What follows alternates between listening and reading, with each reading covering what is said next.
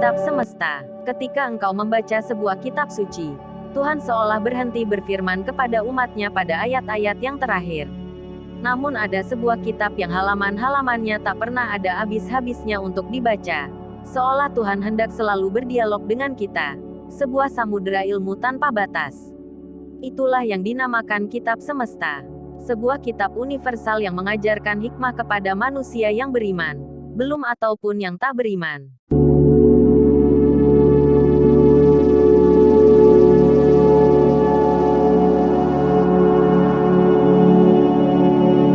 Kitab semesta, ayat 41. Bernyanyi dan bersenandunglah memuji kebesaran Tuhanmu, karena Tuhanmu mencintai keindahan, karena Dia menciptakan segala sesuatu dengan indah dan penuh perhitungan. Ayat 42. Telah datang pengetahuan kepadamu, dan hidayah. Janganlah bingung. Ikutlah jalan ini. Sesungguhnya jalan ini adalah jalan yang lurus dan diridhoi. Ayat 43. Janganlah kau utamakan emosimu. Jadilah bijak. Berpeganglah pada tali Tuhan. Jangan kau lepas agar kau tak terombang-ambing kepalsuan dunia. Mintalah petunjuk darinya. Sesungguhnya Dia Maha Pemberi petunjuk. Ayat 44. Katakanlah kepada mereka bahwa spiritualitas sebuah cara mengenal Tuhan. Laksana jiwa memaknai dan mengenal dirinya sendiri. Sedang agama mengenal Tuhan karena kesaksian umat melalui perantara dan organisasi ketuhanan. Ayat 45. Spiritualitas adalah pencarian ke dalam. Sedang agama melakukan penaklukan. Mencari pengikut sebanyak-banyaknya agar terus bertahan. Telah banyak agama-agama kuno moyangmu yang telah punah. Karena kegagalan dalam menggerakkan dan mempertahankan agama. Sedangkan ajaran cinta kasih akan terus kekal. Ayat 46. Ajarilah anak keturunanmu dengan ajaran cinta kasih. Karena dengan cinta kasihlah kelak akan menerangi gelapnya dunia. Penyejuk bagi jiwa yang kering. Ayat 47. Bergantunglah hanya kepada Allah semata. Karena Dia merupakan sebaik-baiknya penolong. Tiada daya dan upaya selain atas izinnya maka semua itu bisa terjadi. Ayat 48. Janganlah takut kepada selain Allah, Tuhanmu. Sesungguhnya iblis dan setan takut kepada hambanya yang beriman dan beramal soleh. Takutlah jika kau tak dapat mengekang hawa nafsumu. Sesungguhnya godaan terberat adalah melawan syahwat.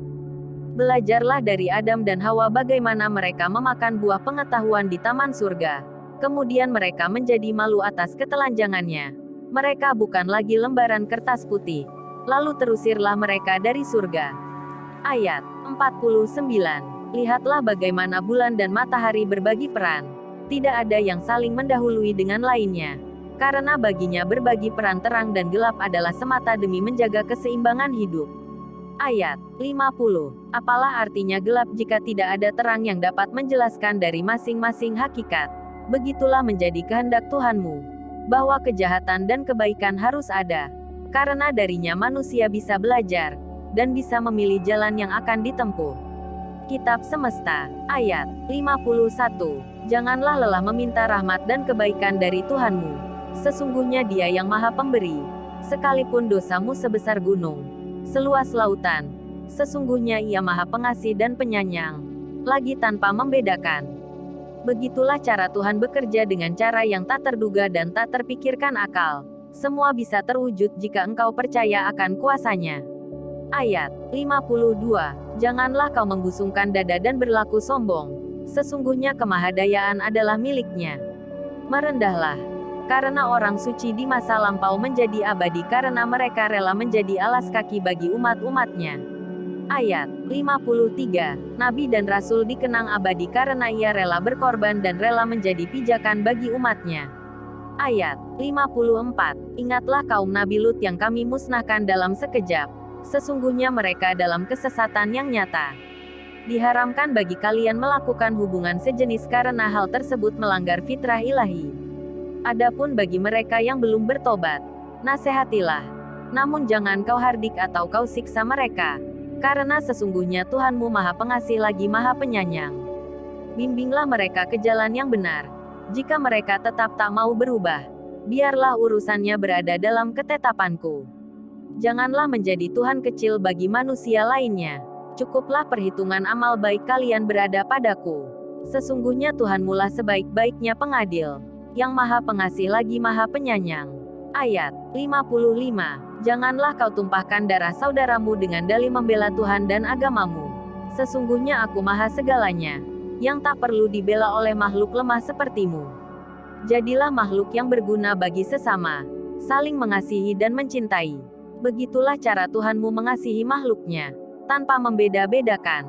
Begitulah Tuhan bekerja dan ikutilah bagaimana Dia mengasihi. Maha suci Tuhan, dengan segala kasih dan sayangnya.